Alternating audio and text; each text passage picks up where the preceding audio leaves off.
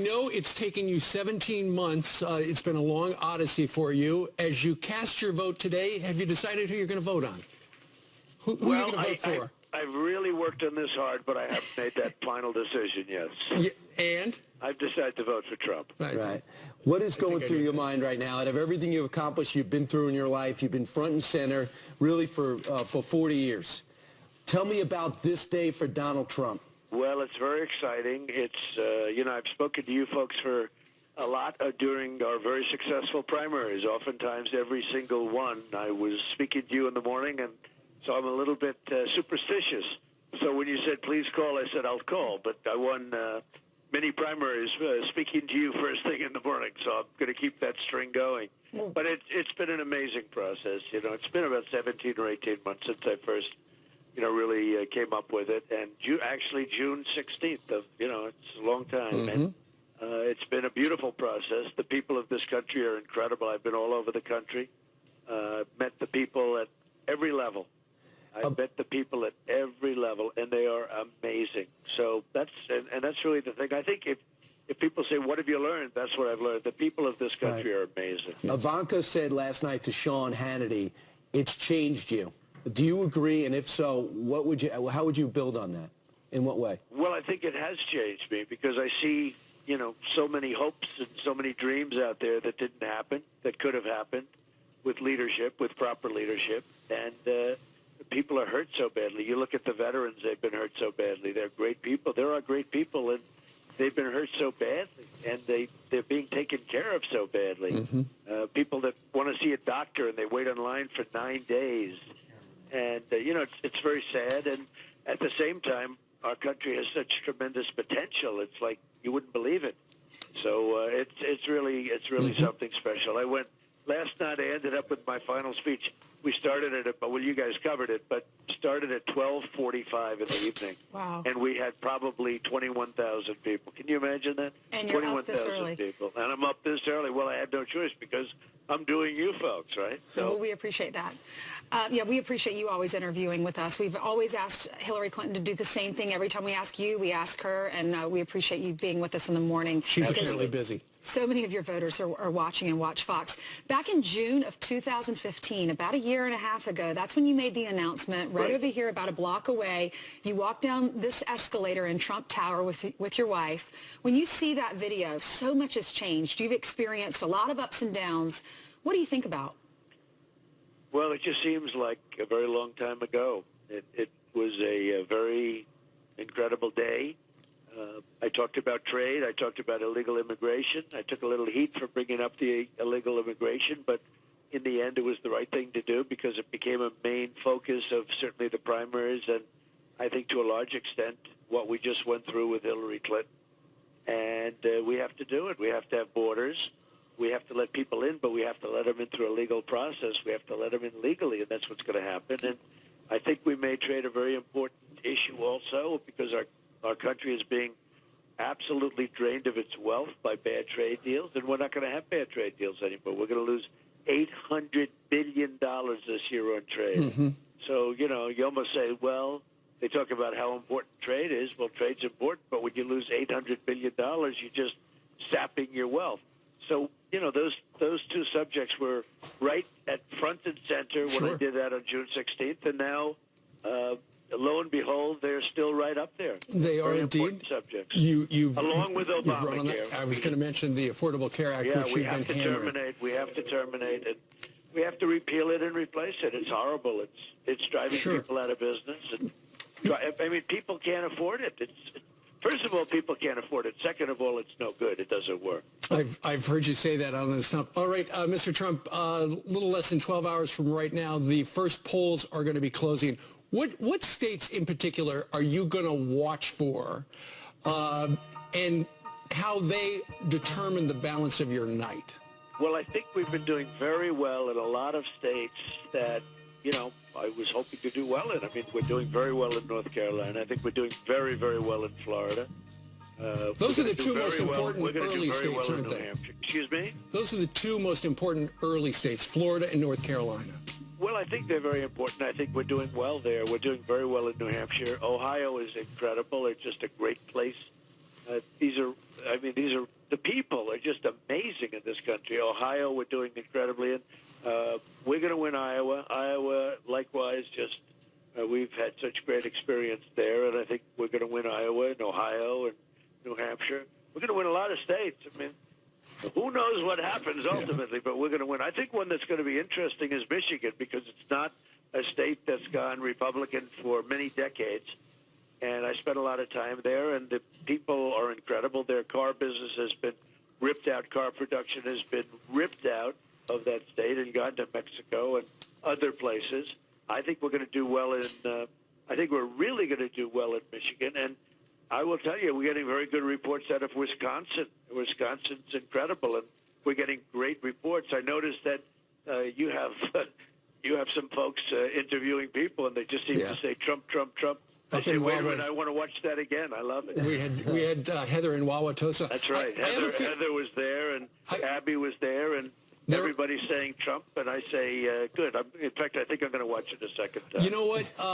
I think you're going to do really well in New England after, and this is from Brian's World of Sports, Bill Belichick and Tom Brady yesterday endorsed you.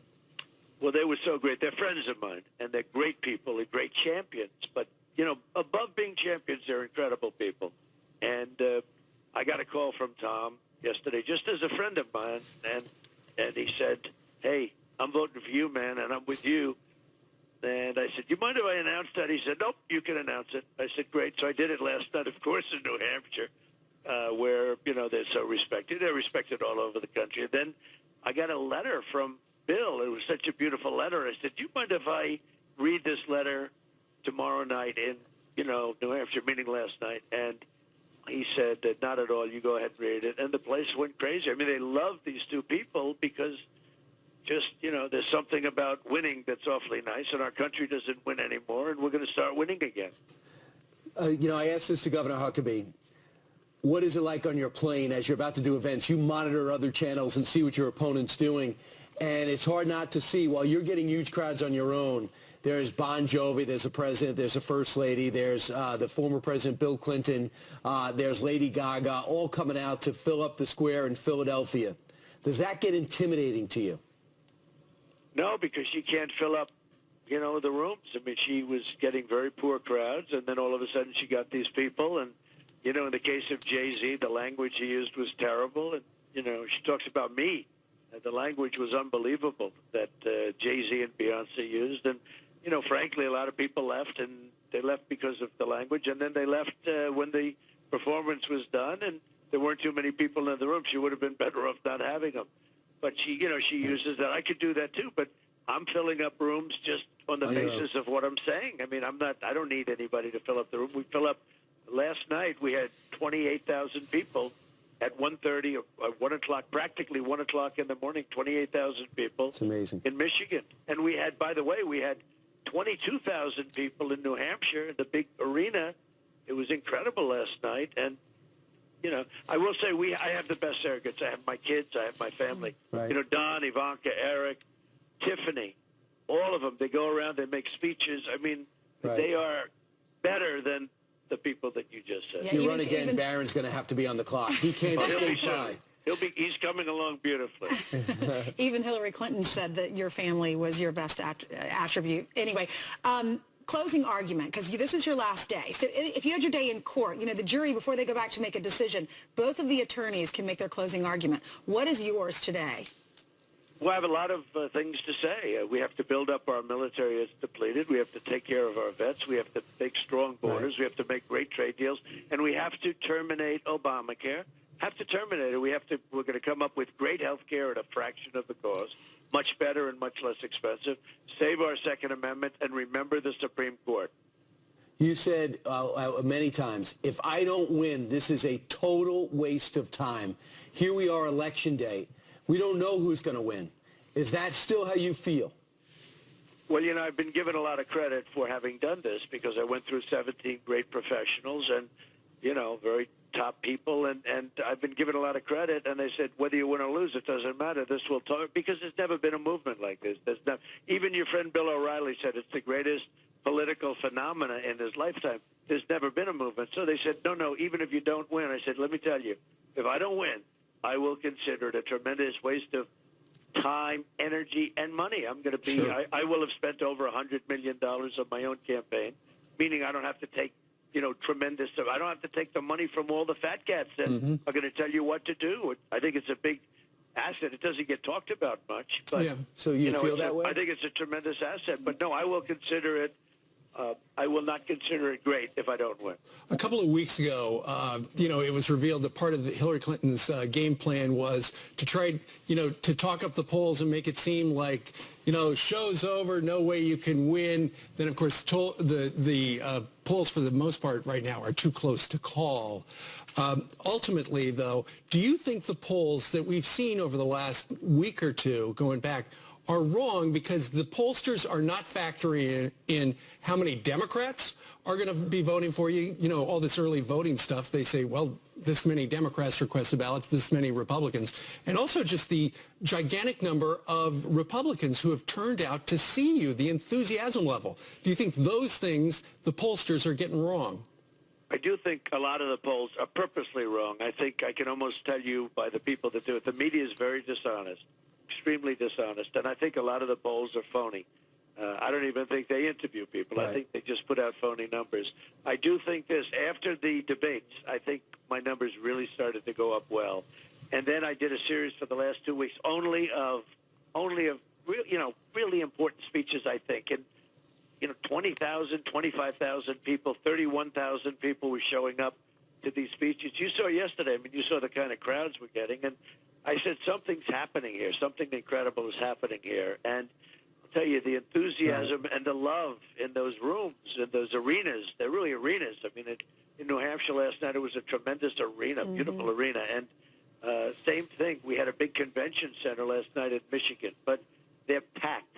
You have thousands of people. We had last night in Michigan, we had 10,000 people outside that couldn't get in. 10,000 people. Wow. So it's been amazing. So I said something's happening. Right. Well, Something's really going on. A lot of people love you because you're not the establishment and you're not the mainstream media. Let's talk about what's happening over at CNN. First, Donna Brazile, who was a contributor there, was giving debate questions to Hillary Clinton. Against Bernie Sanders. Exactly. Then the DNC was giving questions to Wolf Blitzer. CNN was asking them, what questions do you want Wolf Blitzer to ask Donald Trump during an interview?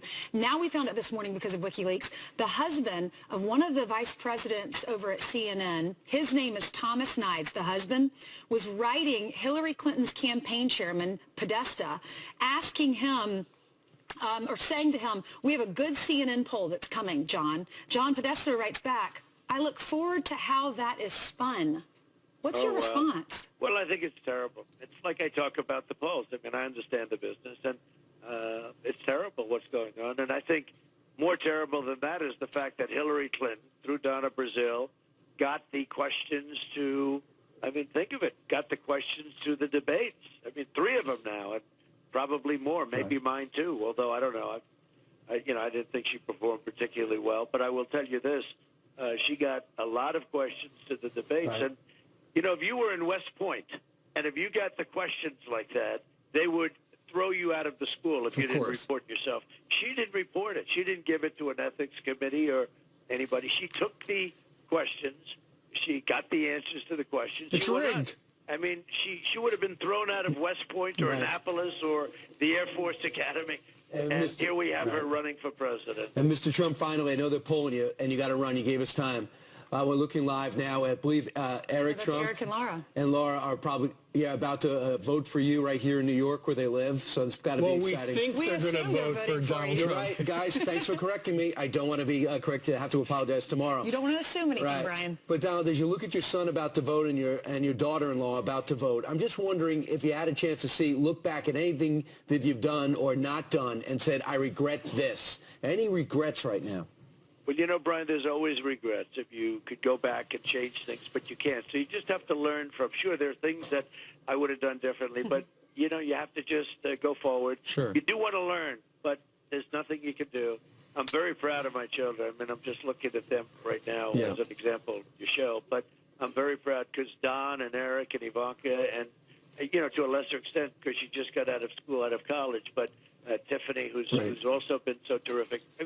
They work worked so hard. Yep. They were Everybody all over the did. place. As Absolutely. you know, they've done your show many times. But They have indeed. They worked Mr. so Trump, we only have a few final seconds with you. We may not hear from you the balance of the day. What would you like to say to the people of America right now? Final message. that we have a great, great country. We have tremendous potential. Definitely go out and vote. Absolutely.